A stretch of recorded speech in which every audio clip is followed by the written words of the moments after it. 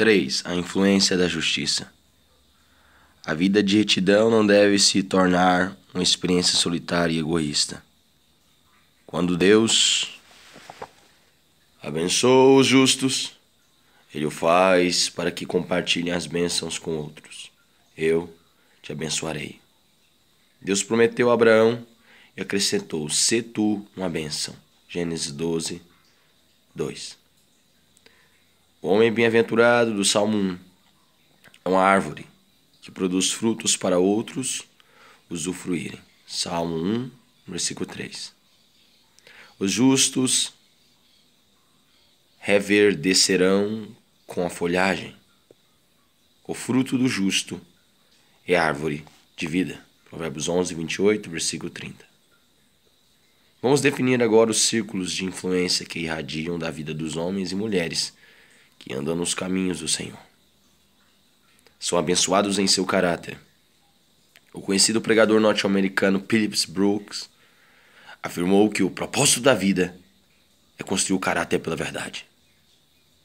O caráter cristão é algo que levamos conosco para o céu. Teremos um corpo glorificado, como o de Cristo, Filipenses 3, 20 e 21, 1 João 3, do versículo 1 ao 3. Nos alegraremos com sua presença. Mas nem todos nós teremos, de imediato, a mesma capacidade de apreciar as coisas espirituais. Todos os vasos serão enchidos, mas nem todos serão do mesmo tamanho. Aqueles que caminharam perto de seu Senhor ficarão encantados em vê-lo, 2 Timóteo 4:8. Mas outros ficarão envergonhados na sua vinda. 1 João capítulo 2, versículo 28. O justo anseia pelo que o Senhor tem de melhor preparado para ele. E Deus satisfaz esse desejo. Provérbios 10, 24, Provérbios 11, 23. Quando nos agradamos do Senhor, também desejamos aquilo que lhe agrada. Salmo 37, versículo 4. O desenvolvimento de uma percepção espiritual, de desejos piedosos e da capacidade de escolher o que é melhor. Filipenses capítulo 1, do versículo 9 ao 11. É um dos resultados abençoados de uma vida de santidade com Deus. Quanto mais semelhantes a Cristo nos tornamos, menos desfrutamos as formas de entretenimento deste mundo e mais ansiamos pelo mundo por vir.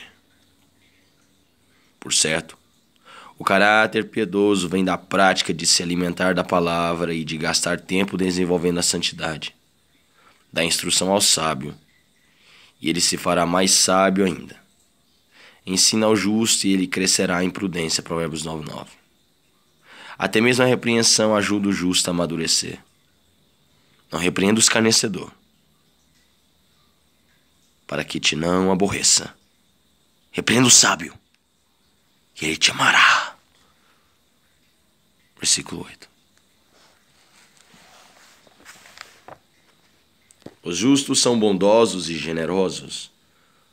Provérbios 21, 26. E demonstram sua bondade não apenas no trato com as pessoas. Provérbios 29, versículo 7. Mas também no modo como tratam os animais. O justo atenta para a vida dos seus animais, mas o coração dos perversos é cruel. Provérbios 12, 10. São abençoados em seu lar. A maldição do Senhor habita na casa do perverso, porém a moradia dos justos ele abençoa. Provérbios 3, 33. A casa dos perversos será destruída, mas a tenda dos retos florescerá. Provérbios 14, 11. Os perversos podem morar em casas, enquanto os justos têm apenas tendas. Mas, com a bênção do Senhor, a tenda de um justo se tornará um palácio. Os perversos serão derribados e já não são, mas a casa dos justos permanecerá. Provérbios 12, 7. Para o povo de Israel, a casa não é apenas a construção onde a família vive, mas também a família propriamente dita. 2 Samuel 7,16, versículo 25, versículo 27. O que significa que os filhos dos justos estão incluídos na bênção? O justo anda na sua integridade, felizes lhe são os filhos depois dele. Provérbios 27. Com a sabedoria edifica-se a casa, e com a inteligência ela se firma. Pelo conhecimento se encherão as câmaras de toda sorte de bens, preciosos e deleitáveis. Provérbios 24, 3, versículo 4, Provérbios 14, 1. Uma das maiores recompensas da vida é ser uma bênção para nossos filhos e netos. Fui moço e já, agora sou velho. Porém jamais vi o justo desamparado, nem a sua descendência mendigar o pão. Salmo 37, versículo 25. Essa bênção inclui coisas materiais, Provérbios 13, 22, mas se aplica particularmente aos tesouros espirituais. Quando nasci, um médico disse a meus pais que eu não viveria até além dos 2 anos de idade. No entanto, o Senhor capacitou-os para que cuidassem de mim, mesmo eu não sendo uma criança forte.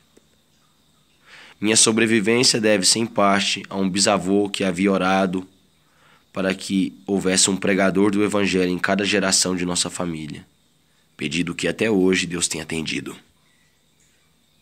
A memória do justo é abençoada, mas o nome dos perversos cai em podridão. Provérbios 10, 7.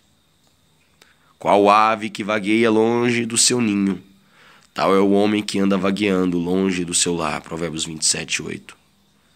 Em nossa sociedade norte-americana contemporânea, cerca de 17% da população muda de casa em casa a cada ano. Mas no antigo Israel, as pessoas não se mudavam para longe de seu primeiro lar. Era comum ter vários parentes por perto, e os filhos e netos aprendiam a respeitar seus antepassados e adquiriam, com todo o respeito, o conhecimento que os mais velhos lhes transmitiam. A pessoa que se afastava de seu lar normalmente não tinha boas intenções ou havia sido obrigada a ir embora por causa de problemas familiares. No entanto, o versículo não se aplica apenas ao aspecto geográfico, mas também ao espiritual. Não devemos nos afastar do exemplo de nossos antepassados piedosos, nem ignorar os tesouros espirituais que nos deixaram. Como é triste quando os filhos e netos ridicularizam e rejeitam a herança espiritual de sua família e escolhem andar nos caminhos do mundo. Como é triste quando os filhos e netos ridicularizam e rejeitam a herança espiritual de sua família e escolhem andar nos caminhos do mundo. São abençoados como cidadãos e líderes. No bem-estar dos justos exulta a cidade e, parecendo os perversos, a júbilo.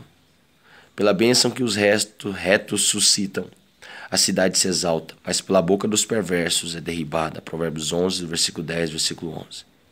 Quando se multiplicam os justos, o povo se alegra. Quando, porém, domina o perverso, o povo suspira. Provérbios 29, 2. Israel era uma monarquia e esperava que o rei fosse um homem temente ao Senhor. Provérbios 20, versículo 8, versículo 26. A prática da impiedade é abominável para os reis, porque a justiça se estabelece, porque com justiça se estabelece o trono. Provérbios 16, 12. Tira o perverso da presença do rei, e o seu trono se firmará na justiça. Provérbios 25, 5. Deus expulsou as nações cananeias da terra porque abominava seus pecados. Deuteronômio 12, do versículo 29 ao versículo 32. E dissipou Israel quando o povo imitou as transgressões de seus vizinhos. Juízes, capítulo 2. Deus não toleraria o pecado da idolatria. Porém, ao se afastarem da lei de Deus, os reis perversos conduziram a nação à perversidade. Sempre que o povo tinha um rei piedoso, como Davi, Josias ou Ezequias, Deus os abençoava. Mas quando um rei perverso subiu ao trono, o Senhor retirava sua bênção e deixava seu povo fazer o que bem entendia. Por fim, Israel, o rei do norte, foi ocupado pela Síria. O povo de Judá, o reino do sul, foi exilado na Babilônia. E Jerusalém e o templo foram destruídos. Durante os períodos de decadência espiritual, foi um remanescente piedoso de pessoas justas que manteve acesa a pequena chama da vida espiritual de sua nação. Quando falsos profetas, sacerdotes gananciosos e reis impiedosos juntaram-se para conduzir a nação para longe do Deus verdadeiro, Foi o remanescente fiel que serviu como sal e luz da terra. Como sal e luz na terra.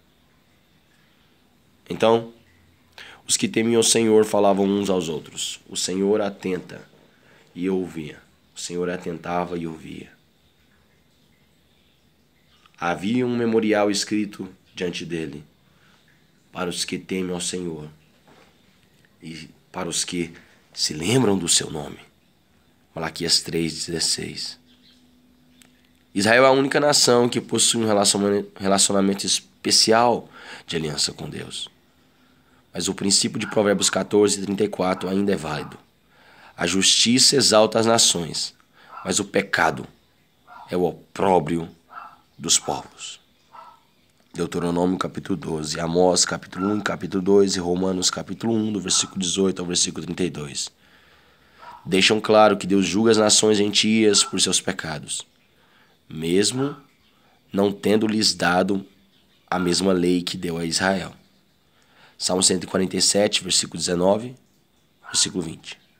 Os líderes nacionais não têm como escapar do julgamento de Deus quando conduzem o povo para longe dos santos preceitos de Deus. A legalização do pecado não resolve o problema. Não é de se admirar que Thomas Jefferson escreveu: de certo, estremeço por meu país quando reflito que Deus é justo. Os pais tementes a Deus podem educar filhos piedosos. E esses filhos podem ser uma influência positiva para a sua comunidade e nação. Numa democracia em que os cargos e a liderança não são herdados, mas sim preenchidos por representantes eleitos. O remanescente do Senhor deve exercer o máximo de influência possível em favor da justiça e, sem dúvida, todo cristão deve orar por aqueles que ocupam cargos de autoridade. 1 Timóteo 2, do versículo 1 ao 8. Ministrei a palavra em centenas de igrejas, em conferência nos Estados Unidos, e confesso que foram poucas as vezes que ouvi os governantes serem mencionados de púlpito durante as orações. Se a igreja obedecesse à palavra e orasse, os líderes nacionais teriam de levar Deus em consideração em suas decisões, deliberações. Como ribeiros de águas, assim é o coração do rei, na mão do Senhor. Este, segundo o seu querer, o inclina. Provérbios 21, versículo 1. Por vezes ouço pessoas se queixando do estado em que a nação se encontra, mas a maioria não fala da principal causa disso. A igreja como um todo e os cristãos individualmente não estão fazendo o seu trabalho de promover a justiça. Se o remanescente justo estivesse propagando mais sal e luz, haveria menos corrupção e trevas. Mateus capítulo 5, do versículo 13 ao 16. Os cristãos têm um trabalho a fazer. Orar por todas as autoridades, ganhar os perdidos, ter uma vida piedosa e educar filhos tementes a Deus. Seria de grande ajuda se nos humilhássemos e buscássemos ao Senhor. 2 Crônicas 7:14. Pois sem a obra profunda do Espírito Santo, sem a obra profunda do Espírito de Deus em nosso coração, nenhuma nação pode ter qualquer esperança. Feliz a nação cujo Deus é o Senhor e o povo que Ele escolheu para a sua herança. Salmo 33, versículo 12. Nota de rodapé. 1. Paulo está se referindo à fé de Abraão em Gênesis 15:6. Há quem acredite que os pecadores do Antigo Testamento eram salvos por boas obras, enquanto os pecadores de hoje são salvos pela fé em Cristo. Mas isso é uma ideia errada. Todo aquele que é salvo recebe a salvação pela fé, porque ninguém é salvo pelas obras. Efésios 2, versículo 8, versículo 9. Hebreus capítulo 11 diz que as pessoas tementes a Deus no Antigo Testamento eram salvas pela fé.